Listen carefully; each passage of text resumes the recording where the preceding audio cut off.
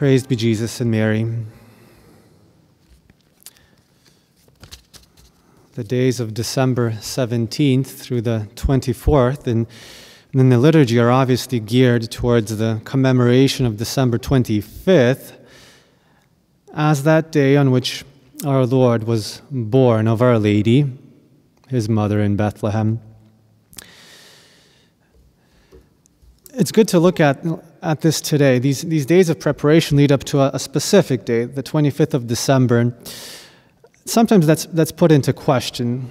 The fact that our Lord would have really been born on December the 25th is put into question as uncertain or irrelevant. And in a certain way, it is not crucial that we know the exact date of our Lord's birth. But it's a good question to ask ourselves, well, why do we celebrate it on the 25th of December? And is there really reason to believe that it is accurate? It is true that on this day, some 2,000 years ago, our Lord was born?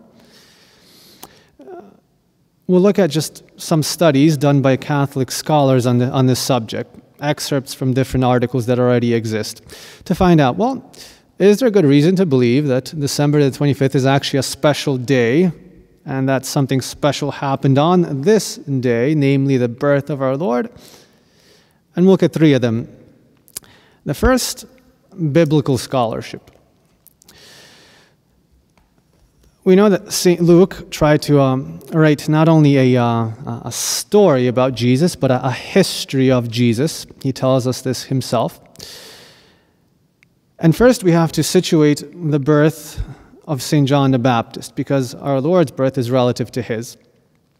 St. Luke tells us that the announcement of Gabriel, the archangel, to his father Zechariah took place at a specific time. Zechariah was a priest of the class of Abijah, the 8th class of 24 such priestly classes, and each class served 1 week in the temple twice a year.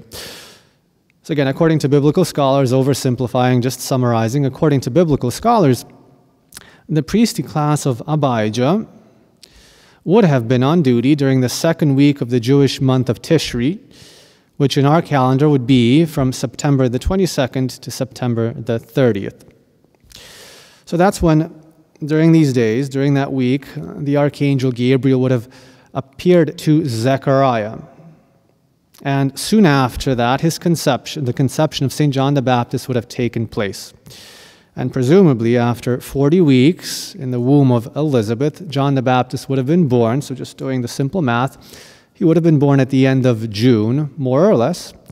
And in fact, we celebrate the birth of John the Baptist on the 24th of June. Now, the gospel that we read today tells us that it was in the 6th month that Gabriel appeared to Mary. The 6th month of what? The 6th month of the pregnancy of Elizabeth. When Gabriel appears for the 2nd time to Mary, it's when Elizabeth is already 6 months pregnant, she who was called barren. Which would mean that the Annunciation would occur, doing the simple math, more or less around the end of March, and in fact, we celebrate it on the 25th of March. And our Lord, being in the womb of Mary for 9 months, he would have been born towards the end of December, and in fact, we celebrate his birth on the 25th of December. Being in the realm of biblical scholarship, some say, well, the Gospels tell us that the shepherds were out at night watching their flocks when the angels appeared to them, telling them of the birth of our Lord. And that would have been impossible because it's too cold in Judea to be spending a whole night outside watching the flocks, and there's historical documents that say it didn't occur. But there are just as many and just as valid historical documents that say that the exact opposite did in fact happen, that shepherds did spend the night outside with their flocks in Judea in the middle of winter. Biblical scholarship then points to the accuracy of December the 25th as being the date of the birth of our Lord. Second reason, Christian tradition, church tradition. So when did the church start celebrating Christmas on the 25th of December? A few points. In about the year 400 AD, St. Augustine tells us that there was a group of schismatics in the church. This isn't really the point, but it's the context. These schismatics, the Donatists, they accepted the date of Christmas as being December 25th because they believed it was of apostolic tradition, but they rejected other feasts like the Epiphany, which had come later, which were instituted by the church and didn't come directly from the apostles. They rejected those. The conclusion here is that, well, Christians in 400 AD already, it was believed and maintained that the date, not just the celebration, but the date of Christmas, was received from the apostles. But St. Augustine says that in 400 AD. Is there evidence earlier than that? Little, but there is. Again, the church in the first centuries couldn't keep historical records very easily. It was persecuted. It was in the catacombs. Few of these records have survived. Nonetheless, books of ecclesiastical history tell us that Pope Saint Telesphorus, who died in 136 AD, instituted already at his time a celebration of midnight mass. So already at his time, 136 AD at the latest, midnight mass was being celebrated. We don't know yet what day. St. Theophilus, who died in 181 AD, tells us that we ought to celebrate the birthday of our Lord on what day soever the 25th of December shall happen. So already he, 181 AD, at the latest, very certainly, this father of the church tells us, well, Christmas should be celebrated on whatever day of the week the 25th of December falls on. And he's not instituting something new, he's simply commenting on something that's commonly observed among Christians. After him, St. Hippolytus says the same thing, December 25th. And Cyril of Jerusalem, a little later, who had access to the Roman census, to the original Roman birth census, which in fact was going on while our Lord was being born, tells us that the documentation point to December the 25th. And after that one, all the fathers of the church point to December the 25th as being of apostolic origin. The objection. Well, wasn't Christmas just being a substitution for pagan holidays? Again, summarizing, oversimplifying. Didn't the church just try to replace pagan celebrations with a Christian celebration of its own?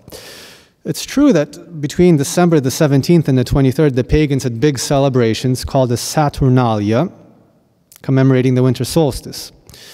But if the church were trying to replace those, making Christmas on December 25th would have been 2 days off. So they would have failed in their resolve to do that. So it's not very logical to claim that to replace the feasts of December the 17th through 23rd, on December the 25th, they invented a feast of their own. What about the feast of the Natalis Solis Invictus, the birth of the unconquered sun? Well, this was implemented by Marcus Aurelius, in fact, but only in 274 AD, which, as we have seen, was after Christians had already been celebrating Christmas on December the 25th, about 100 years after. That's tradition. Last good reason, and the shortest, briefest of all, we can be certain that in the early church, there were people who actually knew with certainty the date of our Lord's birth.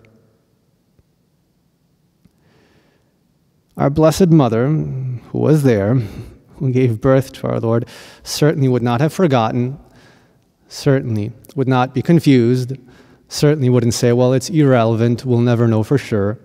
She remembered the place, the date, and all the details which she pondered in her heart.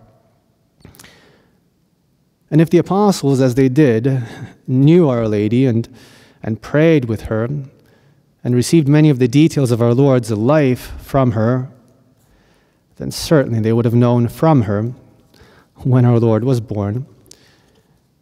And they who began celebrating his birth would certainly have gotten the date right. If they didn't, Our Lady would have pointed it out to them. So as we celebrate Advent now and prepare for the solemnities of our Lord's birth, we have very good reason to believe that it was actually on this date, the 25th of December, that our Lord was born, some 2,000 years ago in Bethlehem. Hopefully this little reflection will help our fervor in preparing for the commemoration of the incarnation of the Son of God, and will help us to love him by knowing him more, to love him in this life so as to be eternally with him in the life to come. Praised be Jesus and Mary.